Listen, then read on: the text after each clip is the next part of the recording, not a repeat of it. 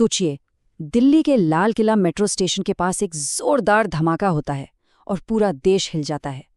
लेकिन कहानी सिर्फ एक आतंकी हमले की नहीं है। ये कहानी है एक ऐसी साजिश की जिसके तार कहीं और से नहीं बल्कि हमारे ही समाज के पढ़े लिखे तबके से जुड़े हुए थे। तो चलिए आज इस पूरी पड़ताल की तह तक चलते हैं। ये जो बात है ना, ये इस पूरी घटना की सबसे डरावनी सच्चाई को सामने रख देती है। मतलब ये सोचकर ही रोंगटे खड़े हो जाते हैं कि खतरा सिर्फ सरहदों के पार से नहीं बल्कि हमारे अपने ही अंदर से, हमारे समाज के बीच से पनप रहा था। देखिए, इस साजिश की गहराइयों में जाने से पहले एक बात साफ कर लेते हैं। इस हमले की एक बहुत भारी कीमत चुकानी पड़ी थी। इस धमाके ने 13 जानें ले लीं और 20 से ज्यादा लोग घायल हुए। ये सिर्फ आंकड़े नहीं हैं, हर एक नंबर के पीछे एक परिवार की उजड़ी हुई कहानी है। तो चलिए अब सीधे चलते हैं उस दिन, उस शाम। आखिर उस सोमवार की शाम को ऐसा क्या हुआ था जिसने जांच एजेंसियों को एक ऐसी राह पर डाल दिया जिसके बारे में उन्होंने सोचा तक नहीं होगा। सब कुछ बहुत तेजी से हुआ। शाम के लगभग 6:50 एक जोरदार धमाका। ठीक 15 मिनट बाद यानी 7:05 पर पुलिस मौके पर पहुंच जाती है और फिर महज 1.5 घंटे के अंदर रात 8:30 बजे तक देश का सबसे सख्त एंटी टेरर कानून यूएपीए लगा दिया जाता है। ये जो रफ्तार थी ना, यही बता रही थी कि एजेंसियां इसे कोई मामूली हादसा नहीं मान रही थी। उनके लिए ये एक बड़ा आतंकी हमला था। और यूएपीए का लगना कोई छोटी बात नहीं है। ये कानून अपने आप में एक बहुत बड़ा संकेत था। देखिए, यूएपीए तब लगाया जाता है जब माना जाता है कि देश की सुरक्षा को सीधी चुनौती दी गई है। तो इसके लगते ही ये साफ हो गया था कि ये एक सोची समझी, प्लान की हुई आतंकी कार्रवाई थी। तो सबसे पहले जांचकर्ताओं को क्या लगा? उन्हें लगा कि ये एक फिदायीन हमला है, मतलब एक सुसाइड अटैक जिसमें हमलावर मरने के इरादे से ही आता है। जिस तरह से कार में धमाका हुआ था उससे लग भी यही रहा था। लेकिन असली कहानी इससे कई ज्यादा पेचीदा निकलने वाली थी। और अब हम आते हैं इस पड़ताल के सबसे चौंकाने वाले हिस्से पर। एक ऐसा मोड़ जहां से जांच की दिशा ही पूरी तरह बदल गई और एक ऐसी साजिश सामने आई जिसने सच में सुरक्षा एजेंसियों के होश उड़ा दिए। तो कहानी में सबसे बड़ा मोड़ कब आया?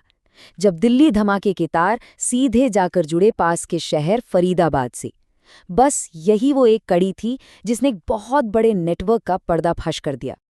और फरीदाबाद में मिला क्या? 300 किलो से ज्यादा अमोनियम नाइट्रेट। आप अंदाजा लगाइए, 300 किलो! ये वही केमिकल है जिसका इस्तेमाल दुनिया भर में बड़े बड़े बम धमाकों में होता है। और इतनी बड़ी मात्रा में मिलना ये साफ बता रहा था कि आतंकियों के इरादे कितने खतरनाक थे। और एक बात और, इतने बड़े पैमाने पर विस्फोटक को संभालने के लिए सिर्फ जुनून काफी नहीं होता, इसके लिए एक्सपर्ट नॉलेज चाहिए। और यहीं से कहानी में एंट्री होती है उस किरदार की जो सबसे ज्यादा परेशान करने वाला है।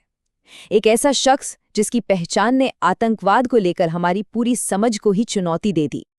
इस व्हाइट कॉलर साजिश का चेहरा था पुलवामा का एक डॉक्टर, नाम डॉक्टर उमर। रिपोर्ट्स के मुताबिक ये वही शख्स था जो धमाके वाली कार में मौजूद था। और सिर्फ इतना ही नहीं, वो इस पूरे आतंकी मॉड्यूल के लिए खतरनाक केमिकल्स तैयार करने का काम कर रहा था। ये सोचना ही कितना डरावना है ना, कि कैसे एक पढ़ा लिखा प्रोफेशनल अपनी नॉलेज का इस्तेमाल कर रहा था। डॉक्टर उमर ने अपनी पढ़ाई का इस्तेमाल जाने बचाने के लिए नहीं किया, बल्कि जाने लेने वाले केमिकल्स बनाने के लिए किया। वो अपने डॉक्टर वाले पेशे की आड़ में हमारे आपके बीच समाज में घुल मिल कर रह रहा था और अंदर ही अंदर एक बड़े आतंकी नेटवर्क की सबसे जरूरी कड़ी बना हुआ था। और ये कोई छोटा मोटा ग्रुप नहीं था। ये मॉड्यूल बहुत ऑर्गेनाइज तरीके से काम कर रहा था। आपस में बातचीत के लिए ये लोग टेलीग्राम जैसे एन्क्रिप्टेड ऐप्स का इस्तेमाल करते थे ताकि कोई पकड़ न सके। इनकी विचारधारा जैश-ए-मोहम्मद से जुड़ी थी और इनके तार वो सीधे पाकिस्तान में बैठे हैंडलर से जुड़े थे। मतलब ये एक पूरी तरह से तैयार एक प्रॉपर टेरर सेल था।